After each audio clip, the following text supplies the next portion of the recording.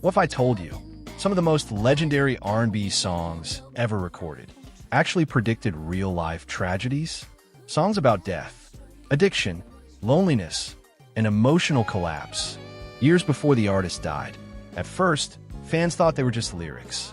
But after the tragedies happened, people listened again, and the songs sounded horrifying. Beat drop, static effect. This is Beyond the Beat. Always remember the channel name. Number 10, TLC. Waterfalls, the song that warned about death before tragedy hit the group. Rain falling. When Waterfalls dropped in 1995, it sounded beautiful. Smooth vocals, catchy chorus, classic 90s R&B. But underneath the melody, the song was dark, very dark. TLC sang about drug addiction, street violence, young people dying before they had the chance to live. The lyrics described lives spiraling out of control. And then, years later, real tragedy struck the group itself. Lisa Lopez, better known as Left Eye, died in a violent car crash in Honduras in 2002. She was only 30 years old. Fans were devastated. But what made the tragedy even more haunting was going back to Waterfalls afterward, because suddenly, the warnings inside the song felt painfully real. Especially knowing Left Eye herself had publicly struggled with emotional chaos, reckless behavior, and inner pain before her death. It no longer sounded like just music. It sounded like foreshadowing. Number 9, Aaliyah, Rock the Boat. The music video that became a final goodbye. Ocean waves, distant wind. Aaliyah had something rare. She looked calm in a world full of chaos. Her voice felt soft, almost angelic. And in 2001, she traveled to the Bahamas to film the music video for Rock the Boat. Nobody knew those would become some of the final images of her alive. The video looked peaceful. Beautiful beaches, blue skies, relaxed energy. But behind the scenes, danger was waiting. After filming ended, Aaliyah boarded a small, overloaded plane. Moments after takeoff, the aircraft crashed. Everyone on board died. The world went numb. She was only 22 years old, and afterward, fans couldn't watch Rock the Boat the same way ever again, because now every smile in the video felt heartbreaking. Every scene felt ghostly. It was no longer just a music video. It became a farewell, frozen in time forever. Number 8, Donny Hathaway, Someday We'll All Be Free. The song that sounded like a cry for help. Slow orchestral strings. Donny Hathaway's voice carried pain most people couldn't explain. It sounded human, fragile, like a man emotionally drowning while trying to stay strong. And nowhere was that more obvious than Someday We'll All Be Free. The title sounded hopeful, but listening closely, the song feels heartbreaking, almost desperate, like Donny was begging for peace he couldn't find in real life. Behind the scenes, Hathaway suffered from severe paranoid schizophrenia. Friends said his mental health deteriorated badly during the late 70s. Some days he believed people were watching him. Other days, he became terrified inside recording studios. Then came January 13th, 1979. Donny Hathaway fell from a hotel window in New York City. He died instantly. Afterward, fans replayed Someday We'll All Be Free over and over. And suddenly, The lyrics no longer sounded hopeful. They sounded like exhaustion, like a man quietly preparing to escape his pain forever. Number 7. Whitney Houston, I Look to You. The song where fans heard her breaking apart. Church-like piano begins. By the late 2000s, Whitney Houston no longer looked invincible. Years of addiction, media, humiliation, personal struggles, and emotional exhaustion had changed her completely. Then she released I Look to You, and the moment fans heard it, something felt different. Whitney sounded tired, not physically, spiritually. The lyrics spoke about weakness. And when all my strength is gone. Fear, feeling lost, searching for strength. And when Whitney sang, people could hear the pain in her voice. Then in 2012, Whitney Houston was found dead in a Beverly Hills hotel bathtub.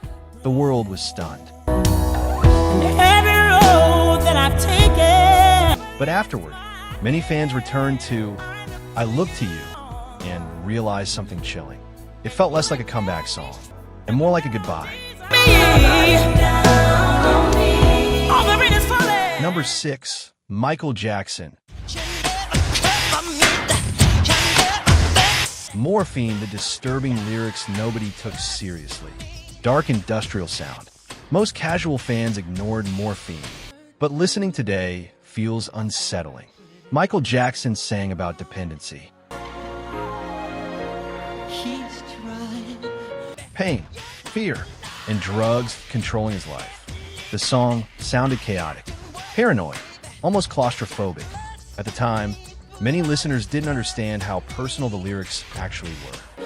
Close your eyes and count to 10, don't cry. But years later, the world discovered the truth about the medications surrounding Michael's private life. Then came June 25th, 2009. Michael Jackson died from acute propofol intoxication. And suddenly, morphine became terrifying to revisit because it sounded like a warning hidden in plain sight. Number 5. Amy Winehouse. Rehab, the entire world watched her collapse in real time. Silence. One piano note. This story feels almost impossible to listen to now, because Amy Winehouse told the world exactly what was happening to her. I don't ever want to drink again. And people turned it into entertainment. Rehab became a global hit. Crowds sang along happily, but underneath the catchy hook, Amy was openly describing addiction and refusing treatment. It wasn't fictional. It wasn't exaggerated. It was real life happening in front of millions of people. And as the years passed, Amy's condition visibly worsened. Paparazzi followed her everywhere. Videos of her struggling became internet content. People watched her self-destruction like it was a TV show. Then in 2011, Amy Winehouse died from alcohol poisoning at just 27 years old. And suddenly, rehab stopped sounding fun. It sounded tragic, like a public cry for help nobody truly understood until it was too late. Number 4. Marvin Gaye. Save the Children. Save the world. You can hear the depression in his voice.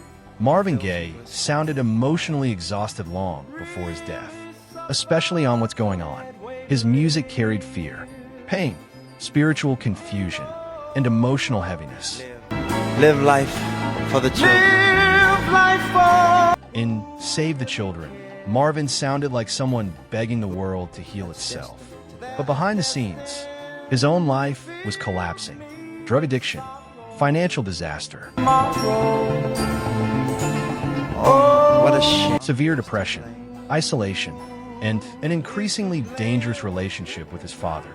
Friends later said Marvin became emotionally broken near the end of his life. Then came April 1st, 1984. During an argument inside the family home, Marvin Gaye was shot and killed by his own father. And after hearing that news, fans replayed his music differently forever, because now the sadness in his voice sounded horrifyingly real. You see, Number 3, R. Kelly. The storm is over now. The lyrics became disturbing after his fall. There was a time when R. Kelly seemed untouchable. Hit after hit, awards, money, influence. But behind the fame, dark allegations followed him for years. And eventually, his entire empire collapsed publicly.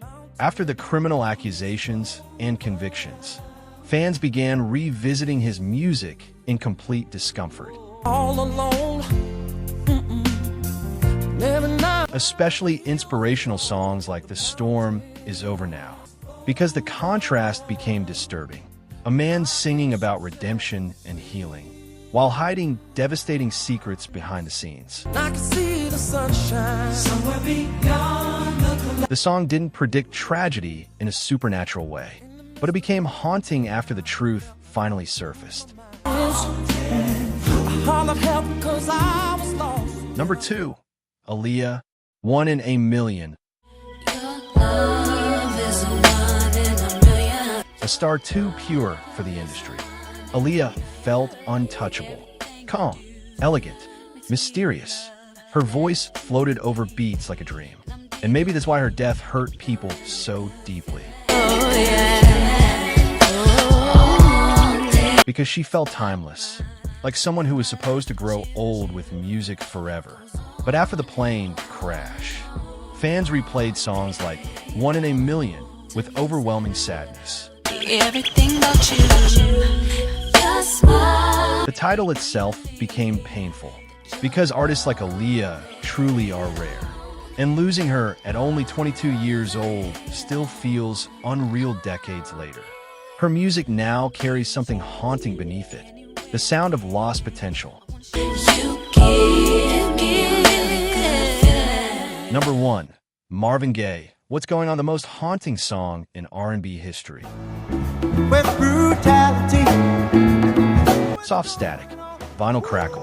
What's Going On feels different now, almost eerie, because Marvin Gaye wasn't just singing. He sounded spiritually exhausted.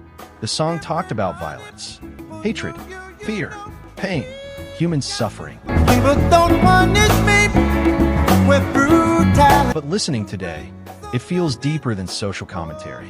It sounds like a man emotionally collapsing in slow motion.